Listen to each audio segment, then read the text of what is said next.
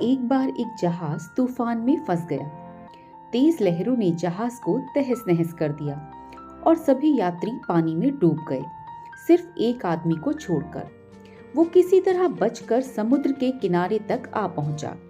कुछ समय के बाद जब वो आदमी होश में आया और उसने अपनी आंखें खोली तो उसने अपने आप को एक सुनसान टापू पर पाया। जैसे ही वो आदमी उठा, उसने भगवान को याद करके प्रार्थना करना शुरू कर दिया। वो बोला, हे भगवान, मेरी मदद करो, किसी को भेजो मेरी मदद करने के लिए। अब रोज दिन बीतने लगे पर उसकी मदद करने कोई नहीं आया। वो रोज अपनी रातें बीच पर सोकर बिताने लगा। अगले दिन जब वो उठा, उसने फिर से भगवान को याद किया, पर फिर भी उसे कोई मदद नहीं मिली। अब कुछ दिन और बीत गए पर कोई भी उम्मीद नजर नहीं आ रही थी। अब वो पूरी तरह से हिम्मत और होश खो चुका था और अब उसे आइलैंड पर ही अपनी जिंदगी बिताने का फैसला कर लिया और इसे अपना भाग्य मानकर स्वीकार कर लिया।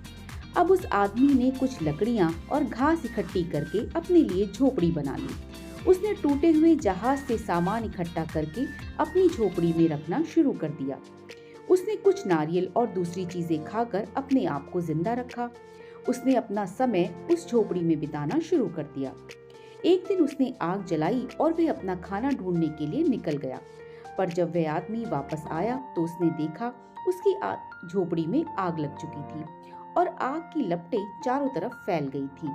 आदमी अपने घर के जल जाने से बड़ा दुखी हुआ, क्योंकि वही उसके रहने की एकमात्र जगह थी, और वह भगवान से बड़ा नाराज हुआ और उसने गुस्से में हाथ ऊपर उठाकर आसमान की तरफ देखा और भगवान से शिकायत करने लगा। वो बोला, भगवान, मैंने आपको कोई मदद भेजने की प्रार्थना की थी, पर आपने मेरी प्रार्थना नहीं सुनी। मैंने यहाँ पर जीने के लिए एक झोपड़ी बनाई और आपने वो भी जला डाली। आप बड़े निर्दयी हो। बड़ा नाउम्मीद सा होकर वो पूरी रात भगवान से अपनी नाराजगी जाहिर करता रहा और फिर वो वही सोचते सोचते समुद्र के किनारे पर ही सो गया। सुबह होते ही उसे एक तेज आवाज ने उठा दिया। जब उसने आंखें खोली तो अपने सामने एक शिप को खड़ा हुआ पाया। उसे अपनी आंखों पर विश्वास ही नहीं हो रहा था। अब वो बड़ा खुश था कि आखिरकार मदद उस तक पहुंच गई। वो बड़ा खुश होकर जहाज पर चढ़ गया और अपनी यात्रा पर निकल गया। जहाज पर चढ़ने के बाद उस आदमी ने जहाज के कप्तान से पूछा, आपको कैसे पता चला कि मैं यहाँ पर इस आइलैंड पर हूँ? तब कप्तान ने कहा, आपने जो फायर सिग्नल हमें भेजा, जो कि एक आग के रूप में ऊपर उठ रहा था, वो हमें मिल गया और हम सिर्फ और सिर्फ उस सिग्नल को पाकर ही इस आइलैंड पर पहुंच गए।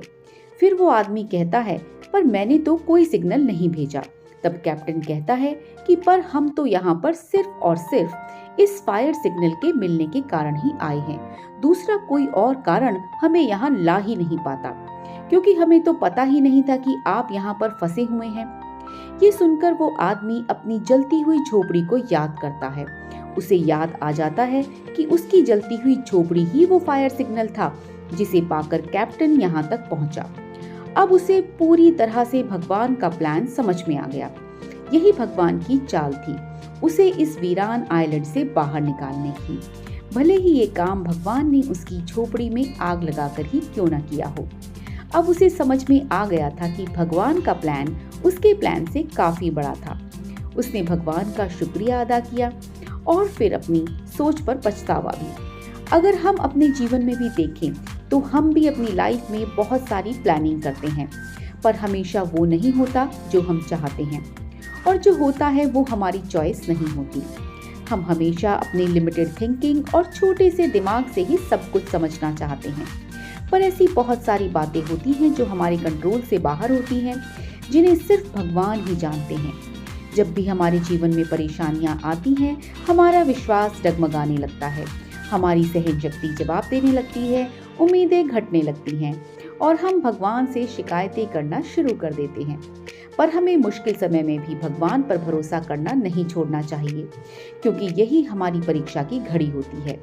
इतने बड़े संसार में भगवान के पास सभी के लिए कुछ न कुछ प्लान है। हम सिर्फ अपने प्रयास जारी रखें, भगवान में पक्का विश्वास रखकर, बिना निराश हुए, हमारे प्रयास और भगवान का आशीर्वाद मिलकर ही हमें हर परेशानी से बाहर निकाल देते हैं। अब जब भी आपको ऐसा लगे कि सब कुछ लाइफ में आपके विरुद्ध जा रहा है, तब आप हमेशा याद रखिए कि भगवान के पास आपके लिए कोई दूसरा प्लान है और उनका प्लान हमेशा हमारी सोच से बड़ा, मजबूत और महान होता है और साथ में हमारे प्लान से बहुत बेहतर भी होता है। ऐसा ही कुछ हमें संत कबीर जी ने भी बताया है अपनी ज्ञानवर्धक वाणियों के द्वारा।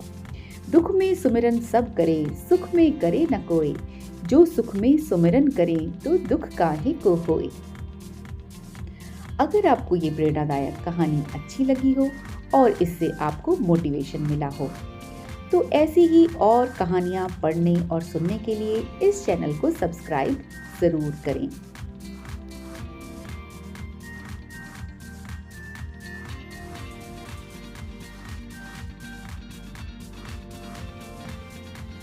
मिलते हैं अगली वीडियो में ऐसी ही किसी प्यारी सी कहानी के साथ। तब तक के लिए अपना ख्याल रखिए, खुश रहिए और भगवान पर रखिए पक्का विश्वास।